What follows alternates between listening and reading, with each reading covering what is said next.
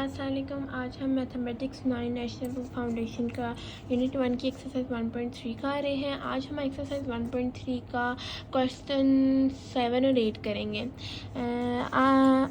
पहले मैंने आपको पिछले सारे क्वेश्चन अपनी अगली वीडियोस में करा दिए, जिनका लिंक मैं डिस्क्रिप्शन में दे दूँगी और आप वैसे मेरा चैनल विज़िट करके देख सकते हैं। तो आज का जो हमारा फर्स्ट क्वेश्चन है वो है question 7। A group of friends made 4 yard long rectangular banner. They paid 3.75 per yard for the fabric and ₹9 for the film to go around the banner. 10 yard parameter. What was the width of the banner? अब question 7 में क्या है? Question 7 में हमें ये given है कि एक बैनर है और वो जितनी उसकी लंबाई है वो है 4 यार्ड। उसकी लंबाई हमें गिवन है और हमें ये भी गिवन है कि हमने प्री यार्ड फैब्रिक कितने रुपीस पे फाइंड की और हमें उसका पैरामीटर जो गिवन है वो है 10 यार्ड। हमने फाइंड क्या करना है? हमने अपनी विड्थ फाइंड करनी है उस बैनर की। हमें बैनर की लेंथ तो गिवन है जो कि है हमारे पास 4 यार्ड। अब हमने क्या करना है? हमने अपनी विड्थ फाइंड करनी है। तो हम अपने क्वेश्चन को स्टार्ट करते हैं। ये हमारा क्वेश्चन 7 है।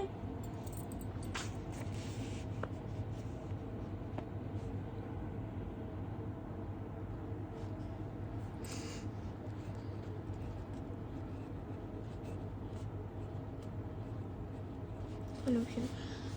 सबसे पहले तो हम एक डायग्राम बनाएंगे। हम बैनर का एक डायग्राम बनाएंगे। हमें ये पता है कि जो बैनर है वो रेक्टेंगल है और जो बैनर की लेंथ है वो है 4।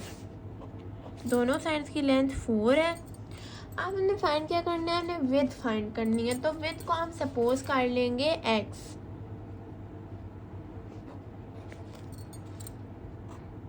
और जो पैरामीटर हमें गिवन है वो है 10। तो अब हम अपने क्वेश्चन की तरफ चलते हैं। सोल्यूशन। तो हमारे पास जो लेंथ है वो है 4, पैरामीटर जो है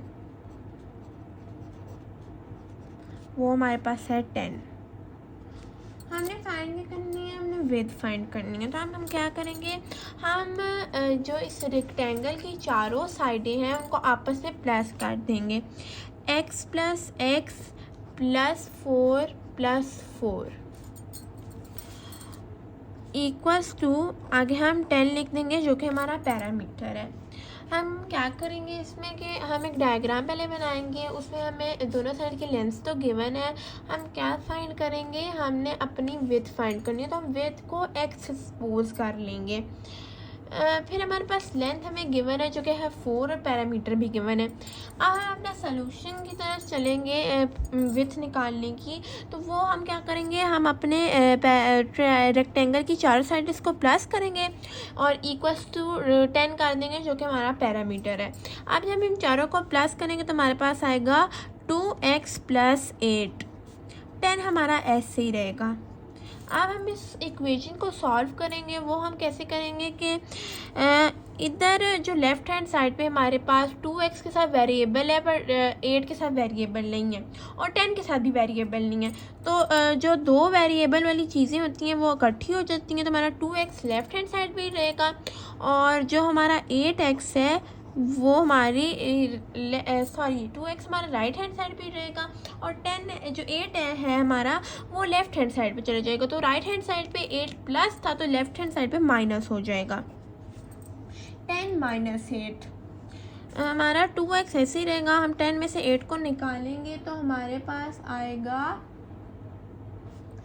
2। अब क्या हमारा जो x है वो यहीं रहेगा और हमारा 2 जो है वो लेफ़्ट हैंड साइड पे चले जाएगा।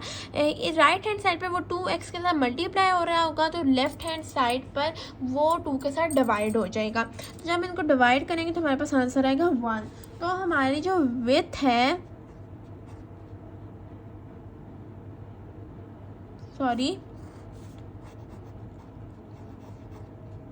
वो है 1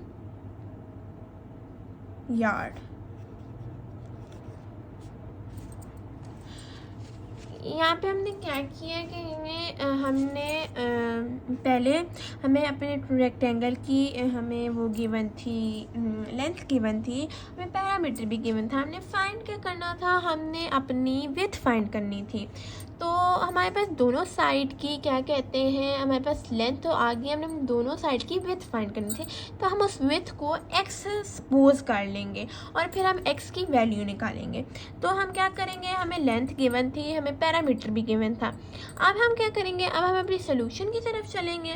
तो हम क्या करेंगे, हम अपने रेक्टेंगल की चारों साइडों को आपस में प्लस कर देंगे और पैरामीटर को इक्वल टू कर देंगे। हमारे पास जब हमने चारों साइडों को प्लस किया तो हमारे पास 2x + 8 आ गया और पैरामीटर वैसे ही रहेगा। अब जो 8 है उसके साथ कोई वेरिएबल नहीं है, 10 के साथ भी कोई वेरिएबल नहीं है और 2x के साथ वेरिएबल है। तो जिन दो चीज़ों के साथ वेरिएबल नहीं होता वो आप एक साथ हो जाएंगी। तो हम क्या करेंगे, हमारा जो +8 है वो लेफ्ट हैंड साइड पे चला जाएगा, तो वहाँ पे जाके वो -8 हो जाएगा, 10 - 8। और 2x हमारा राइट हैंड साइड पे रहेगा। जब हम 10 में से 8 माइनस करेंगे तो हमारे पास 2 आएगा।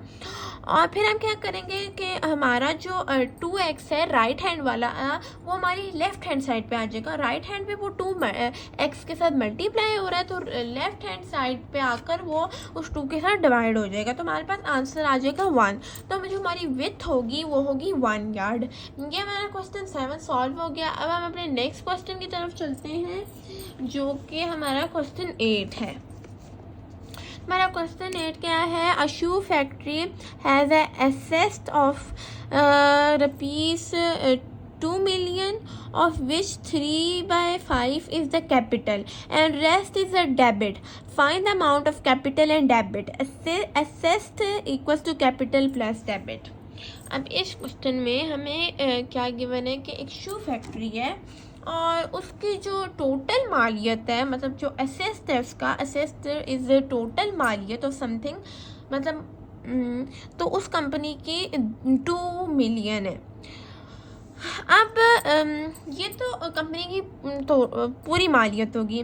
अब जितना उस बंदू ने कंपनी में इन्वेस्ट किया हुआ है वो हो गया हमारा कैपिटल। तो हमारा कैपिटल है 3/5। जितना एक कंपनी में वो बंदे इन्वेस्ट करते हैं उसको कैपिटल कहते हैं और असिस्ट होता है कंपनी की पूरी मालियत।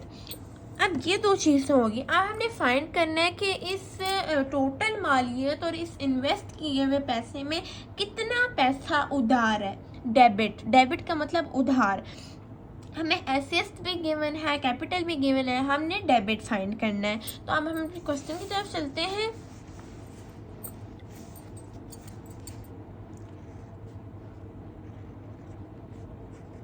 सॉल्यूशन,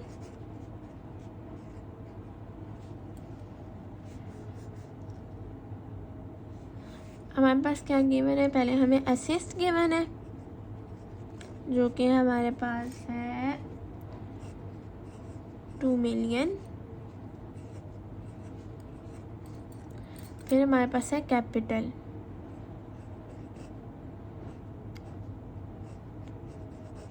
जो कि है हमारे पास 3/5। अब हम क्या करेंगे, पहले तो हम अपना हमें कैपिटल की प्रॉपर वैल्यू नहीं गिवन कि कितना कैपिटल है, तो पहले हम कैपिटल की प्रॉपर वैल्यू फाइंड करेंगे। कैपिटल इज हम 3/5 है उसको हम ये 2 मिलियन से मल्टीप्लाई कर देंगे।